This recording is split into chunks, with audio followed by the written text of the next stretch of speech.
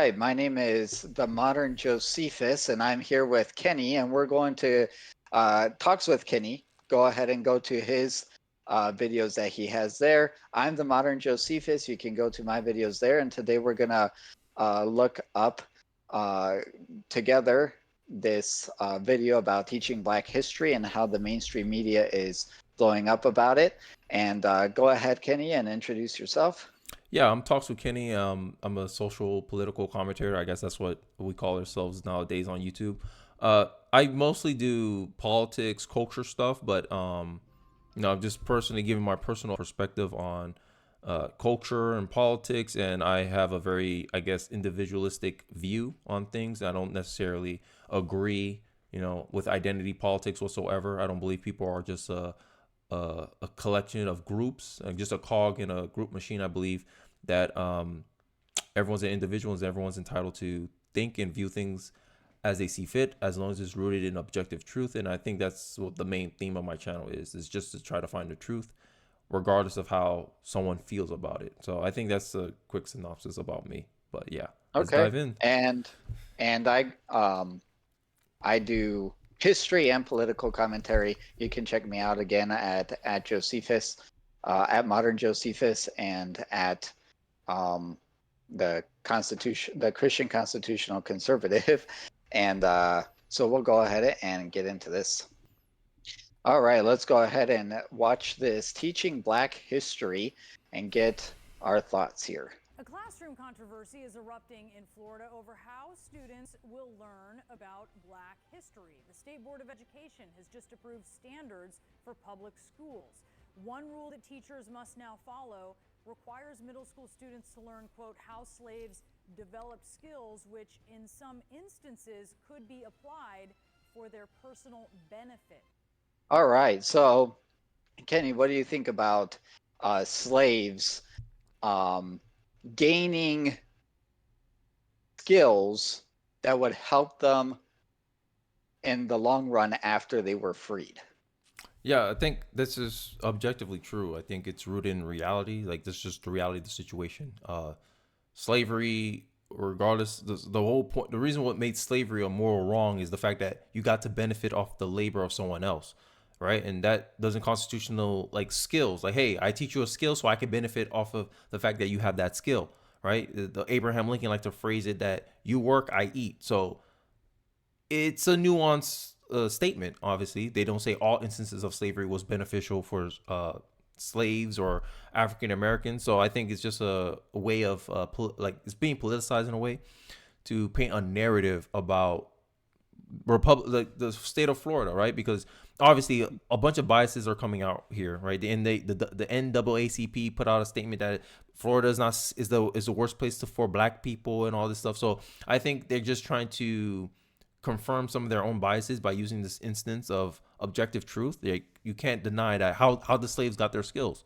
If it wasn't for slavery, the skill set that particular slave had, because it was a necessity for them at their previous situation, right? Booker T. Washington, a former slave, he already knew how to read and write. He taught other slaves how to read and write, and I think that's what contributed to a lot of the decline of illiteracy in the Black community around the 1910s, I believe, a couple years after the Civil War, because some of the slaves leveraged the skills they already knew and they used it to teach other freed Black people as well. So I think this is just a very nuanced historical argument. I think it's just factual. It's not actually trying to paint a narrative. I just think a lot of people are taking it out of context just to virtue signal or try to paint Florida and their policies as bad, racist, whatever narrative you want to throw it at. Yep. And like you said, as any work that you do for someone else, whether it's as a status as a slave where you don't benefit, don't receive the benefits for that work, or whether you're in a corporation working, you're still going to learn skills from it no matter what. And they're going to benefit you if you want to go solo or Mm-hmm. whatnot. Yeah. I had somebody tweet at me when I was discussing this, because I don't know if you've heard of Nina Turner, but she's a congresswoman. I don't know if she's from Florida or not, but she was Her name making a sounds big familiar. deal I of think this. I think she is from Florida. Yeah. Yeah, and she was making a big deal about all this, and she didn't respond to me, but another another lady responded to me, and she said, "Well, when the slaves came over, they already had skills, you know." And Hmm. I just responded, "Well, we're not talking about 1619 Hmm. here. I will agree that those Africans had skills that they didn't learn from slavery, but what this is talking about is after slavery, right before, the 1860s, or even if you want." Plantation owners who freed their slaves, like George Washington's slaves, for instance, who were freed. Yeah. They had skills, and when they were freed, they went north and were able to apply the skills that they had already learned, but now they were applying it for their benefit instead of for somebody else's benefit. Yeah, and I think like obviously I think history is a very complex subject, and one of the reasons what makes history so complex is that there's no one perspective that is seen as objective truth here, right? Hmm. Everyone can cherry pick certain ranges Yep. of history and paint the other side as negative, right? I can make an example of how I can paint Democrats as the most racist political party in American history because all the slaves were owned by Democrats, right? 1816s when the Hmm. Republican Party was started. All slave owners were Democrats. All the South was Democrat, like Democratic run. Jim Crow was a Democrat, right? The KKK was founded by the Democratic Party. So I can paint all these narratives as well, right?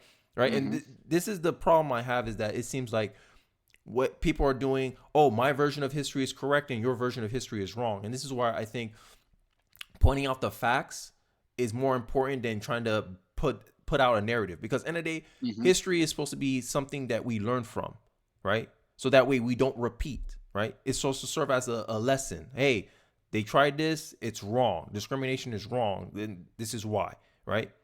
And now we're having people out here who only believe that there's only one way we're supposed to look at history, that black Hmm. people were victims when in my case as a conservative I understand of self-determination.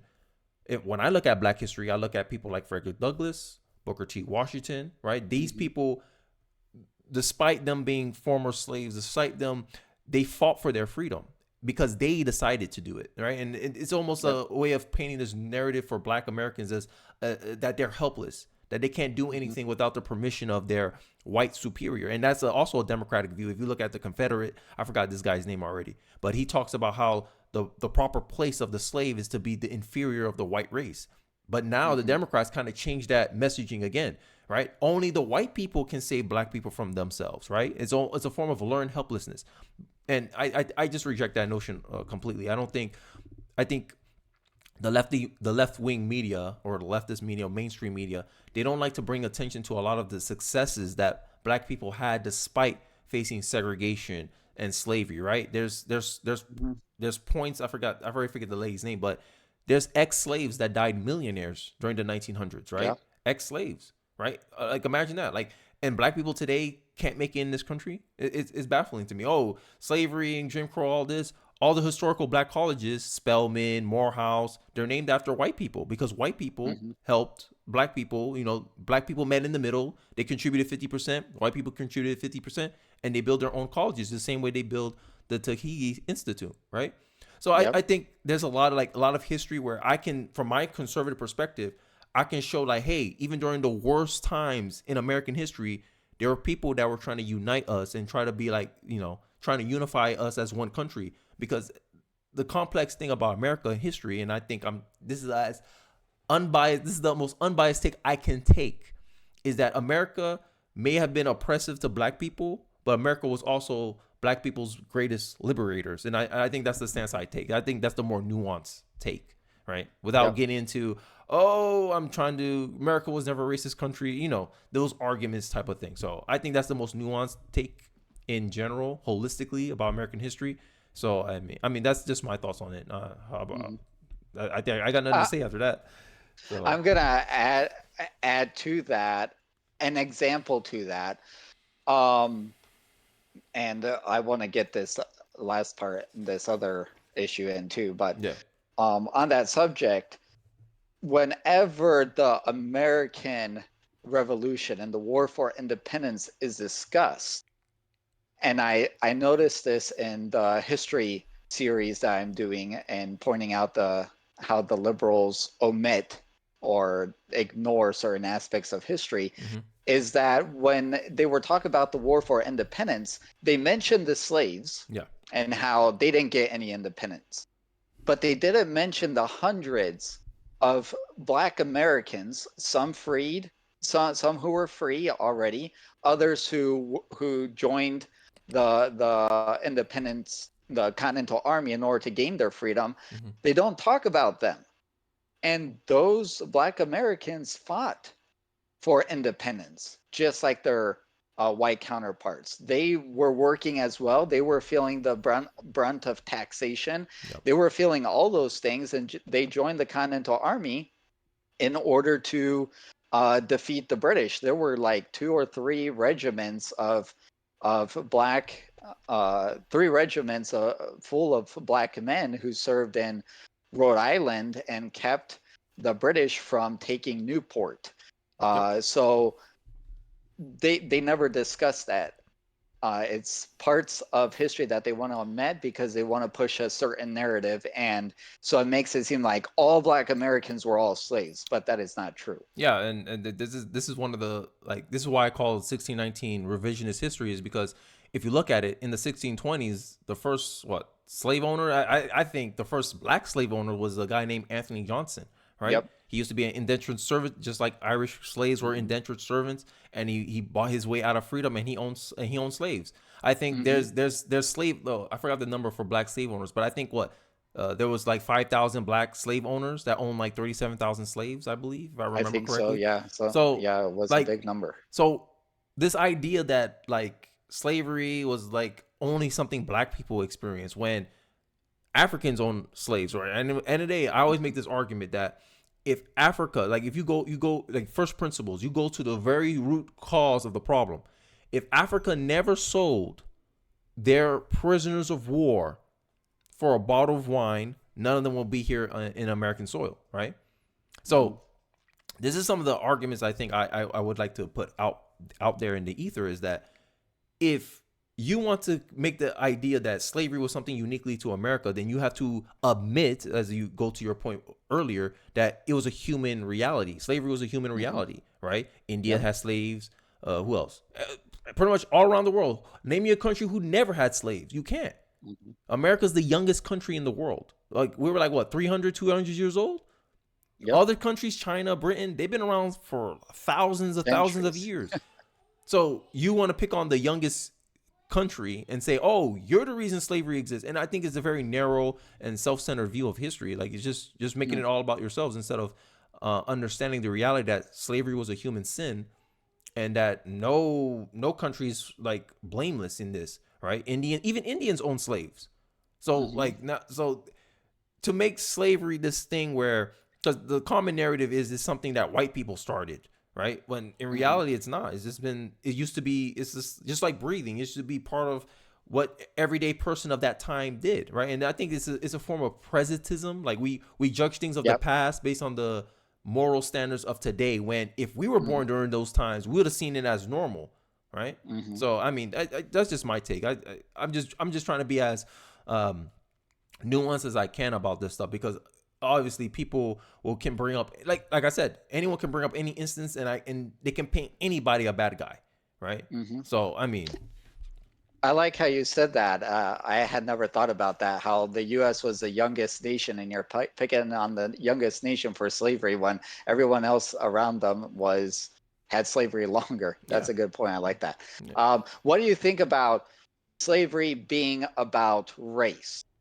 Because, as you mentioned, there were black slave owners. So how is it possible, if it is just totally about race, for black slave owners to own slaves, and these black slave owners are mingling in the society, and they're mingling among all the white slave owners, and they're trading, and they're doing all that with the white slave owners? Would you say that kind of takes away the narrative that it was just racist? well, I'll say yes and no, because for the most part, they knew, like, black slave owners was an exception, right? Hmm. And it was part of this, and I think this is more true in the South, where it was predominantly Democratic run, right? That there was like a social hierarchy, and that's kind of what pushed racism in the forefront, right? Because there was the rich person, right, white, right? Then you had the poor white person, and then at the bottom of that social hierarchy, you had the slaves. So since most slaves were black, for the most part, all slaves in America were black. Hmm. They kind of, it's almost stereotyping, pattern recognition. You associate, oh, a slave, black man, whatever. The North may be a different story, but um I think it wasn't exclusively race. I think race was a component of slavery. I think racism and slavery are two separate things. I don't think they're like one and the same, because Hmm. even after slavery was abolished, racism existed still, right? Because Hmm. they're seen as, oh, inferior or less than, right? And I one of the reasons I think also I'm just like, I have this thing against Democrats is that in some form of fashion they're still practicing that same viewpoint on Hmm. minority groups, that they're inferior, that they're incapable of uh, test Getting a scores. voter ID. Yeah, standardizing testing, right? You seen, there's an interview I saw on one of the videos. Maybe I'll do a reaction video to that, where a guy asks, "Hey, is voting ID laws racist?" And all these white liberals saying, "Yes, black people don't have internet, they're not able to comprehend. It's complicated to get a voter ID." And the guy went to another part of New York,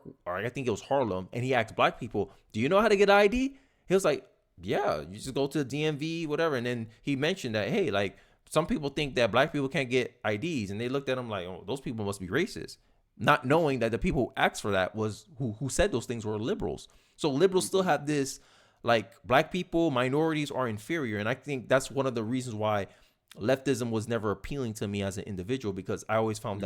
that condescending and revolting in a way, that you think less of me because of my skin color instead of think of me as my equal. And that's one thing I notice in conservative circles is they don't dumb things down. They're like, hey, if you don't understand it, you rise to understand the standard. Like, you rise Hmm. to the standard. We ain't gonna lower the standard to make you comfortable. And I think we need more of that in our country today, because I think for too long I think we've been calling like black people in a way, like we make them comfortable in feeling the way they feel about themselves and these topics, that now we kind of bought into this narrative where you can't criticize their answers, right? You like, Hmm. ask me a question I can't answer, not an answer I can't question. And when a black person gives an answer, if you question that answer, they want to label you a racist, right? And Yep. I think this is a very disingenuous way of trying to resolve these issues and actually trying to get to the heart of what is true and what is false. And I think Yep. playing these race games, right, using racism to justify racism, I don't think you're going to cure racism. I think you're just going to create more of it, right? You show me Hmm. the incentives, I'll show you the outcome, right? So if I can dismiss your point because you happen to be a different ethnicity than me, then you just created more division, right? That was Hmm. the end goal. You didn't prove him wrong. You didn't prove him right. You just said, oh, I don't consider your opinion valid, right? And some of the things, I get some of that too, because obviously I'm a first generation American. So a lot of African Americans will even make the claim that since I'm not a descendant of slaves, I can't speak about these issues. But then my argument to that is, if you want to disparage my country, because at the end of the day, I may not be a descendant of slaves, but I am an American. And if you're going to come Hmm. here and tell me that my country is the worst place to be black at, then you need to go tell my parents, hey, they made a mistake immigrating here. But you ain't Hmm. going to make that argument, right? Because this Yep. is the best place to be black, essentially, in the world, right? Yep. If a lot of these people disagree with the fact, revoke your citizenship, move to the motherland, whatever that motherland is for you, right? You can be from the Caribbeans, you can be from Africa, who knows where you could be from. But if you really believe this is the worst place to be black, vote with your feet, right? But that's why they say actions speak louder than the words. And I think a lot of these people, their actions proves otherwise, that their words don't really mean what it says. And I think that's incongruent of them to try to label this country racist when they don't seem to have no problem. It just seems like they're just complaining because they don't get a specific outcome that they think they're entitled to. And I think that's a big problem in our culture today. Yep. Well, they want them reparations. Yeah, I mean, the reparations has been a consistent a theme that's been appearing in American history, right? It all started with, I think, Abraham Lincoln, which was just, Mhm. I believe, with Abraham Yep. Lincoln, He tried to Yep. actually I agree. he actually tried to compensate the actual people that actually experienced slavery, right? Yep. But then he got killed by a Democrat, obviously, Mhm. right? So the funny part about this whole reparations thing is that if you know history, you'll be like, damn, it's funny. Democrats stopped the reparations. Now now in Yeah. 2023, they're here trying to push reparations. And I always Yep. found it funny, right? And if you look, like some black people don't even know that Obama's a descendant of a slave owner, Kamala Harris is Hmm. a descendant of a slave owner, right? But so I was like, yo, how they gonna pay reparations? Like it makes no sense to me whatsoever. Like, and the reason why I don't like the reparations argument to begin with is that you're penalizing a group of people that had nothing to do with slavery for a group of people that never suffered from slavery, right? And Yep. I always pointed out as you're extorting your ancestors' suffering for your own personal gain. That's how I like Yes. to Yep. encapsulate that. And Yep. that's why I get a lot of hate. Like honestly, I told you, like this is why they come at me, call me a bunch of names, but I say, hey, you can call me all the names you want, but what Yep. I said is it true or false? Because I always make the argument: if your ancestor was here and they were paying out reparations, would you get it or would he get it? And the Yep. argument is he would get it because he Yep. suffered through it. He got the whips. He picked the cotton, not you. You Yep. just grew up. You had your nice cell phone in your hand, right? You in AC unit. You wasn't Yep. suffering, but you want to Yep. claim this is the victimhood mentality that black conservatives or just conservatives hate because we believe in Mhm. self determination, right? As a conservative, my motto is do for self. Government do nothing for me. That's a very Frederick Douglass was the one who Yep. brung that saying up. Hey, government do nothing for me because he saw the Hmm. government as, hey, you institutionalized slavery, right? You institutionalized black codes, right? Where I was saying before how I can make the argument that black codes showed that slavery, labor market regulation is rooted in slavery, right? That anti-free speech, free speech restriction is rooted in slavery because white mob in 1892 tried to censor anti-lynching Memphis newspaper, right? I can say, hey, Yep. censorship is rooted in slavery, right? I can play the narrative game too, and this is not this is what I'm talking about. What's going on is this is just political prejudice. You want to push a Hmm. certain narrative about, hey, this other side, they're the Nazis, they're this, you want to just label them, and that's what they're trying to do Yep. here with this the thing. They're just trying to label the state, and then they're just trying to get a lot of people who they. This is the truth. A lot of people are not going to be informed and not going to do their own due diligence into validating whether certain statements are true or false. So the media knows Hmm. this, and they're just gonna perpetuate. Hey, as long as we all stay on code, we all say this, follow the script. Majority of Americans will agree with us on this topic. And this is how the "Don't Say Gay" bill got. That's how the Parental Rights and Education bill got slandered as the "Don't Say Gay" bill, even though Yep. gay never appeared not one time at all in the legislation. This is how powerful narratives are, and I think um, until American people start wanting to do for themselves and start thinking for themselves, they're going to keep falling for media, I guess, propaganda, if I'm allowed to Hmm. say that. Yep. But that's just my thoughts, man. I really can't stand this stuff. So Yep. Do you have time for the next section, or do you gotta go? I got some time. It'd probably be a quick one, Okay. but if anything, we can reconvene later today just to wrap it, Okay. just to finish it up. So I got Okay. 3 minutes left. So let's go. Okay. And at the high school level, if students learn about race massacres like the 1920 rampage in Ocoee, Florida, teachers must include, quote, acts of violence perpetrated against and by African Americans. Okay. So obviously she emphasized and by African Americans. What do you think about that? So this is just me. I think because this is just a reaction from the right, and if I were to be honest, is that for so long that the left they took over public education, right? They've been sprouting their ideology, their views into the public education system. So in a way, it's almost like if you talk about anything referencing race, there's this assumption that it's still prominent today in society. And I think uh, one of the ways they're trying to push back is trying to highlight to Black Americans, and this is the truth, by the way, is that Black people are more likely to die and be harmed by the hands of other Black people. They're 5 times more likely for that to happen. So I think this is a way of Florida, right, trying to say, hey, look, this is the reality. This happened before, but this is not your reality now. Because I think for so long, Black history has been about how America is a slave, is for slavery. America hates black people, and this is how it is today, right? Essentially putting this narrative, and one of the reasons why I'm so anti against this stuff is that what kind of purpose is served black kids today? Like I have two kids, they're biracial. What purpose is this to teach them this stuff? Like, oh, black people were lynched in Ocoee. Okay, is that your reality now? It's almost like if I told you something that statistically is less likely to happen, right? Most interracial crimes are perpetrated by black people. Black on white crime is like 85% of interracial crime. Only 15% of the Sadly. time, white people will perpetrate a crime against black people. So if I told my son, hey, you got to worry about those white folks, when he goes out in the world, he's going to have this false assumption that, oh, he's safer with the black community, when black community statistically, they commit more crime, mostly black men, right? But if I give my son false information, am I setting himself up for success or failure? And this is the kind of game, that's the kind of things I want to push. What's the probability, right? Let's give people the results. Let's not lie, right? Because at the end of the day, there's a saying from Thomas Sowell. He's like one of my favorite authors. He has a quote where he says that if you want to help someone, you tell them the truth. If you want to help yourself, you tell them what they want to hear. And I think this is what a lot of black history has been trying to feed into the confirmation bias that a lot of black people have. Because if you still survey black people today, I think majority of them will still say that racism is a problem in their life. And I think just because people believe something to be true does not necessarily make it objectively true. And I think this is one way of like fighting back against it. But I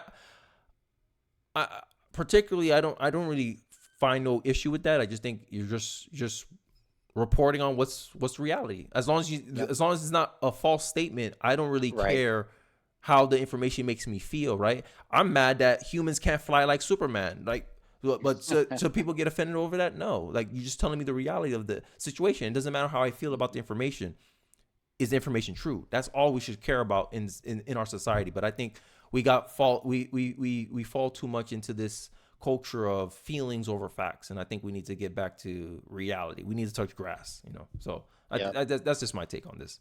Yep. I think that, as you say, we need to look at it objectively and not hide anything about history. And I don't know about the riots specifically, if there were Black Americans who committed violence, but like I like to point out, for instance, my example is the Nate Turner Rebellion.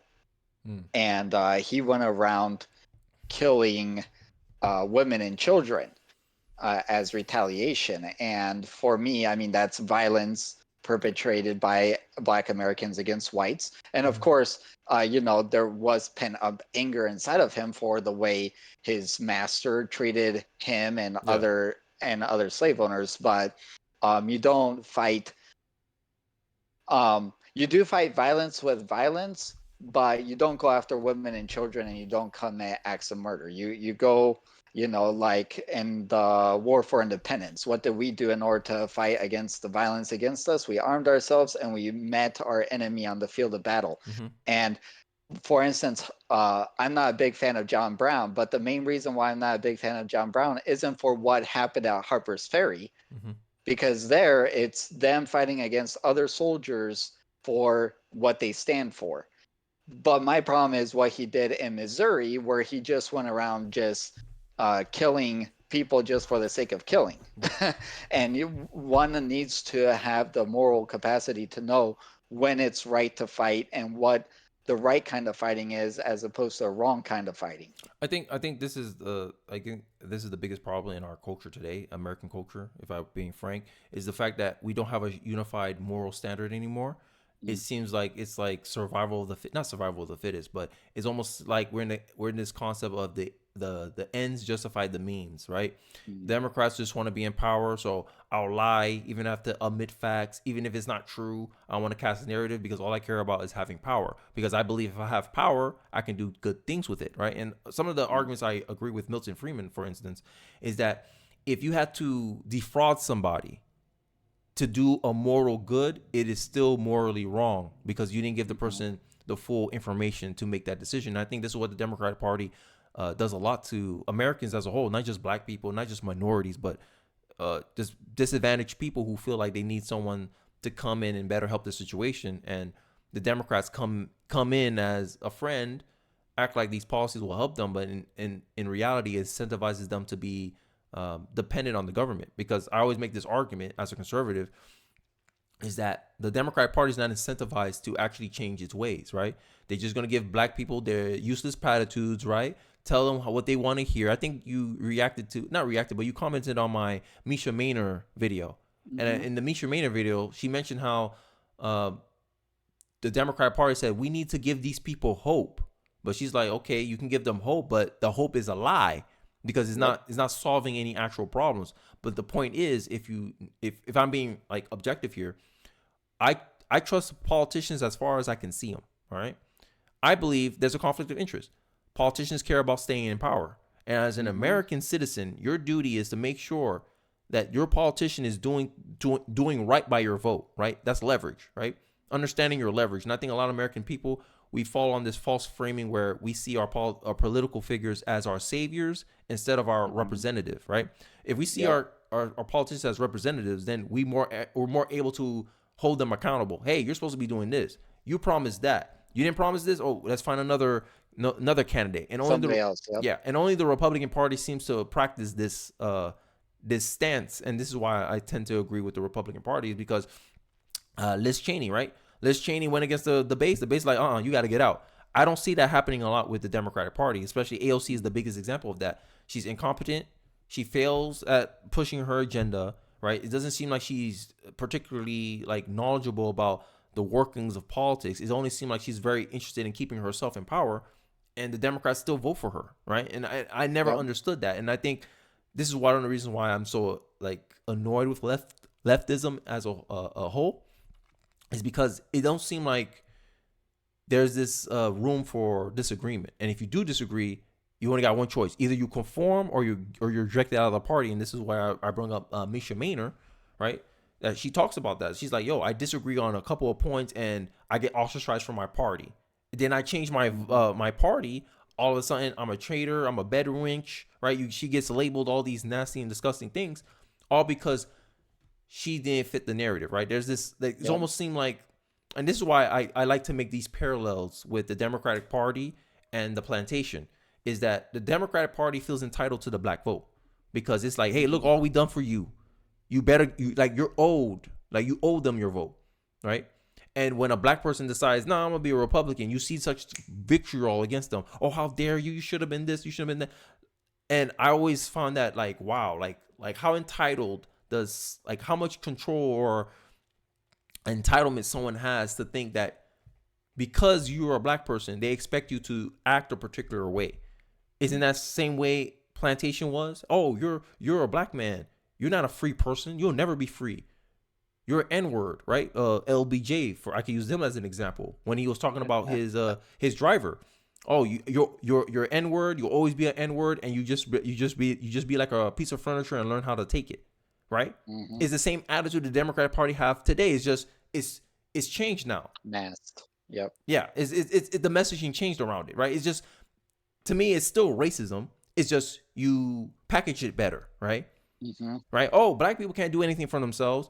How's that the same as saying black people can't be anything productive in life, right? One will be perceived as, oh, they're just pointing out the facts. The other will be seen as, oh, you're being racist, right? It's just how they sell it, right? So in my view, that's how I always seen the Democratic platform. The Democratic platform has always been based on slavery, always based on, I want the state to be the arbitrary of authority for rights, right? Just like the master gave authority or arbitrary rights to the slave. Hey, you're in the house today. No, you're on the field today, right? They want the state to play the same role for all Americans. Now they just want to branch out that plantation to other people, and I think this is why I mentioned I forgot his name, George Fitzhugh, about how he compared socialism to slavery and how slavery is a form of socialism. So, and leftists right now, what's as popular as capitalism today? Socialism. So I see it as, y'all trying to, reinstitute another form of slavery. That's how I see it. Socialism is just another form of slavery. And as a black person, I think it's inconceivable that a black person will align themselves with socialism when a socialist at the time slavery was existing in the country compared it as, oh, this is good. The slave gets taken care of from cradle to grave, and all his products are administered by the master. The master gets to control the fruits of his labor, and he distributes it equally across the plantation, because he's responsible for the well-being of the slave. If the slave gets hurt, the master have to take care of him.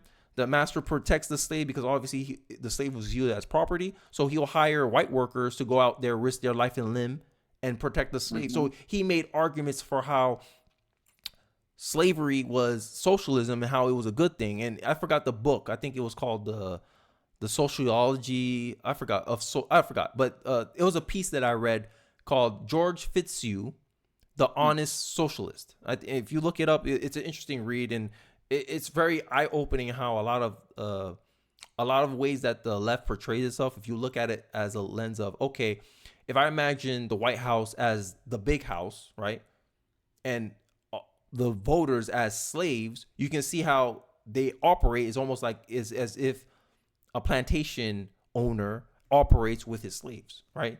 You don't do exactly what they say. Look how they lambaste you. Oh, they crack the whip, so to speak, right? They shame you, they ostracize you, because end of the day, they don't care about independent thought. They care about conformity, right? You conform to the party. So this is why I think a lot of moderates are getting pushed to be considered conservative, right? Because of this thinking, like the party has become, I don't know what's going on with the left, but all I know is I don't find them very appealing as an individual. I think I said my piece there, but. Yep. And that's why, for instance, in the Republican Party, there'll be a lot of disagreement. If you look at a few votes just recently, you'll see that 70 Republicans won't vote for a certain bill, while the rest of the Republicans and all the Democrats will vote for that bill. Yeah. You know? So, and I actually did a reaction to it on a few days ago, probably about a week ago, in my earlier videos about, I guess there's party fighting up in Michigan and the Republicans, but that's just how it is. Democrats just seem so lockstep, and if you depart from being lockstep, then you'll be ostracized, like you said. And the Republicans aren't. There's a lot of different ideas and different ways of thinking, and some are more conservative, some are more moderate. It's just very big. And for me, sometimes it gets me on edge, but because I'm like, why are you guys voting for that, right? But just there's more free thinking. So if you have any more thoughts, you go ahead. That's my last thing. Yeah, I think I just wanted to kind of end it off on this, is that the mainstream media likes to project Black history, and I'll even argue with the whole concept of Black history. I just think it's American history, right? Because when you put Black history, it's almost like you're racializing it, the very concept of history, like as if it's a separate thing.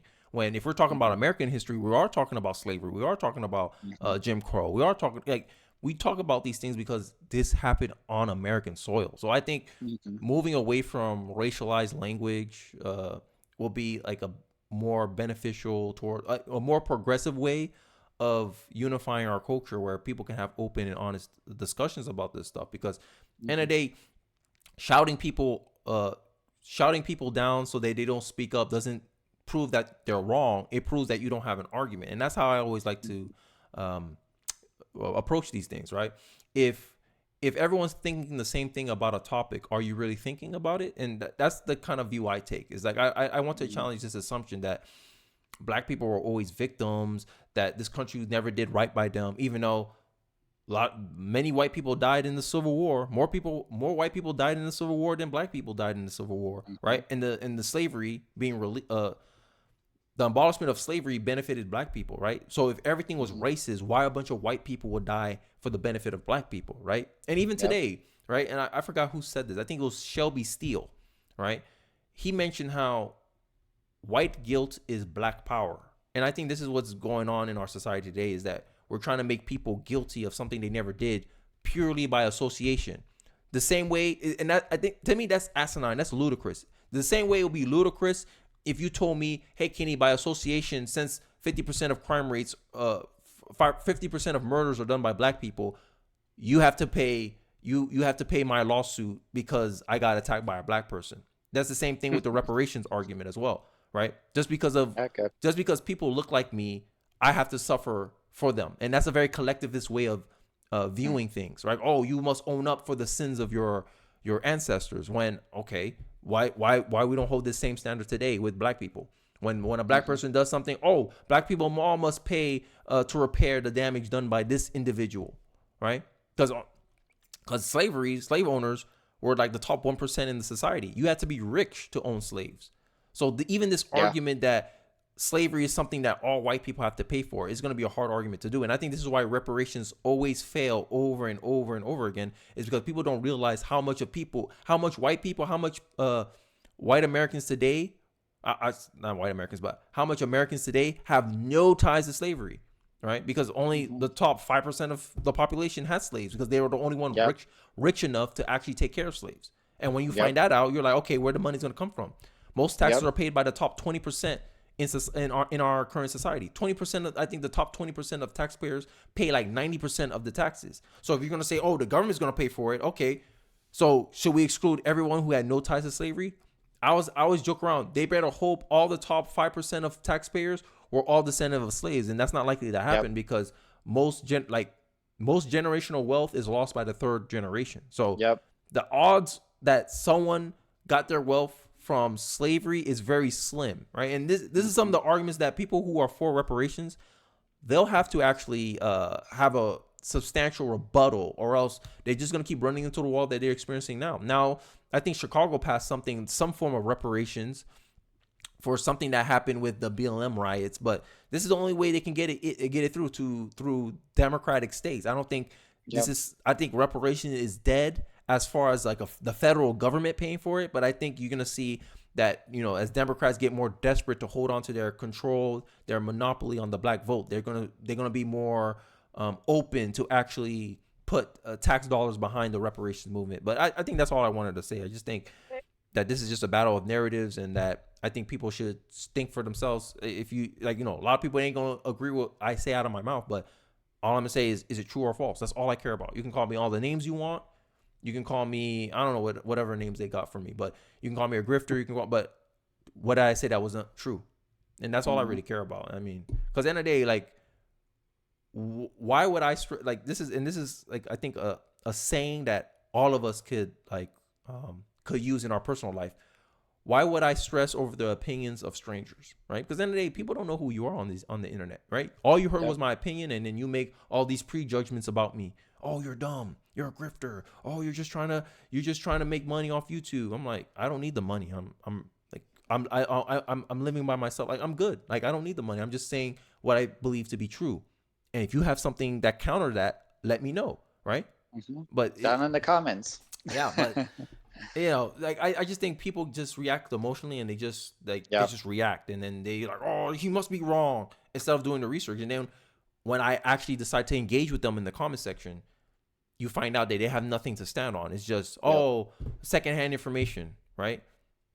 So I think that's I think we need to get towards find out what is objectively true, because I think we got caught up in this relative type of form of knowledge, like, oh, my truth, right? You always hear it is my truth, and I'm like, no, I focus on the truth, because my truth is that I'm a smart, handsome man, and I'm the smartest man in the world. No one, like, my truth is I have $1 billion in my bank account, but when I go in my bank account, objective truth matters, right? If there's a wall in front of you and you say the wall doesn't exist because according to my truth, I can walk through walls, well, reality is going to show you, right? So I just think, like, we need to start pointing out the reality of situations and start grounding ourselves in reality, and instead of trying to like create our own. And I think this is, it's a more appealing idea. Now, I can create my own reality. I'm not tied into the current circumstances of the environment. And I think this is where a lot of this presentism, judging the past based on present standards, is coming from, because people don't want to acknowledge the reality that in some way or form, you're influenced by how you were nurtured, how you were socialized. And people think that they're such a unique and special individual that they're nonconformists, that they think everything on their own, like they're just so unique when no, you're not unique. But yeah, I mean, they're all repeating the same narrative Exactly, that right? their party is is putting out there. So, well, uh, thank you very much. I appreciate it. If we can do more of this in the future, I have no problem with that. I would enjoy it.